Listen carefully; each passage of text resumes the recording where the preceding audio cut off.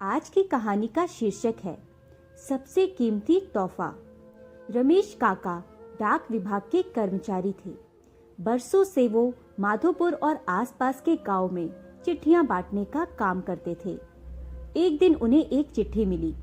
पता माधोपुर के करीब का ही था, लेकिन आज से पहले उन्होंने उस पते पर कोई चिट्ठी नहीं पहुंचाई थी।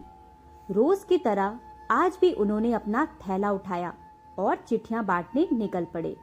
सारी चिट्ठियां बांटने के बाद वे उस नए पते की ओर बढ़ने लगे। दरवाजे पर पहुंचकर उन्होंने आवाज दी, पोस्टमैन। अंदर से किसी लड़की की आवाज आई, काका वहीं दरवाजे के नीचे से चिट्ठी डाल दीजिए। अजीब लड़की है, मैं इतनी दूर से चिट्ठी लेकर आ सकता हूँ और ये महारानी दरवाजे तक भी नहीं निकल सकती। काका ने मन ही मन सोचा। बाहर आइए, रजिस्ट्री आई है, हस्ताक्षर करने पर ही मिलेगी। काका खींचते हुए बोले। अभी आई, अंदर से आवाज आई। काका इंतजार करने लगे, पर 2 मिनट बाद भी जब कोई नहीं आया तो उनके सब्र का बांध टूटने लगा। यही काम नहीं है मेरे पास, जल्दी करिए, और भी चिट्ठियां पहुंचानी हैं। और ऐसा कहकर काका दरवाजा पीटने लगे। कुछ देर बाद दरवाजा खुला। सामने का दृश्य देखकर काका चौंक गए। एक 12 से 13 साल की लड़की थी, जिसके दोनों पैर कटे हुए थे। उन्हें अपनी अधीरता पर शर्मिंदगी हो रही थी। लड़की बोली, क्षमा कीजिएगा, मैंने आने में देर लगा दी।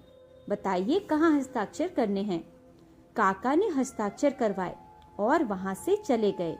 इस घटना के 8-10 दिन बाद काका को फिर उसी पते की चिट्ठी मिली।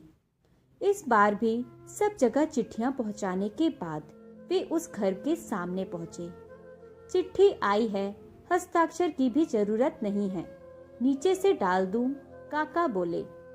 नहीं नहीं, रुकिए, मैं अभी आई। लड़की भीतर से चिल्लाई। कुछ देर बाद दरवाजा खुला। लड़की के हाथ में गिफ्ट पैकिंग किया हुआ एक डिब्बा था। काका, लाइए मेरी चिट्ठी और लीजिए अपना तोहफा। लड़की मुस्कुराते हुए बोली। इसकी क्या जरूरत है बेटा? काका संकोचवश उपहार लेते हुए बोले।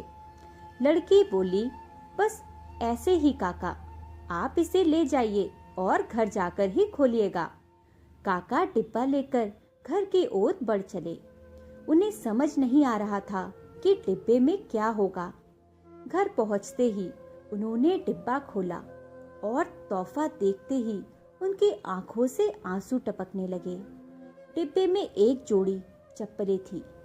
काका बरसों से नंगे पांव ही चिट्ठियां बांटा करते थे, लेकिन आज तक किसी ने इस ओर ध्यान नहीं दिया था। ये उनके जीवन का सबसे कीमती तोहफा था। काका चप्पलें कलेजे से लगाकर रोने लगे। उनके मन में बार बार एक ही विचार आ रहा था। बच्ची ने उन्हें चप्पलें तो दे दी, पर वे उसे पैर कहां से लाकर देंगे। दोस्तों, संवेदनशीलता एक बहुत बड़ा मानवीय गुण है। दूसरों के दुखों को महसूस करना और उसे कम करने का प्रयास करना एक महान काम है। जिस बच्ची के खुद के पैर ना हो, उसकी दूसरों के पैरों के प्रति संवेदनशीलता हमें एक बहुत बड़ा संदेश देती है। आइए हम भी अपने समाज, अपने आस पड़ोस, अपने यार मित्रों, अजनबियों सभी के प्रति संवेदनशील बने। आइए हम भी किसी के नंगे पांव की चप्पलें बने और दुख से भरी इस दुनिया में कुछ खुशियां फैलाएं। दोस्तों, कहानी अगर पसंद आई हो तो वीडियो को लाइक करें, शेयर करें और चैनल को सब्सक्राइब करें।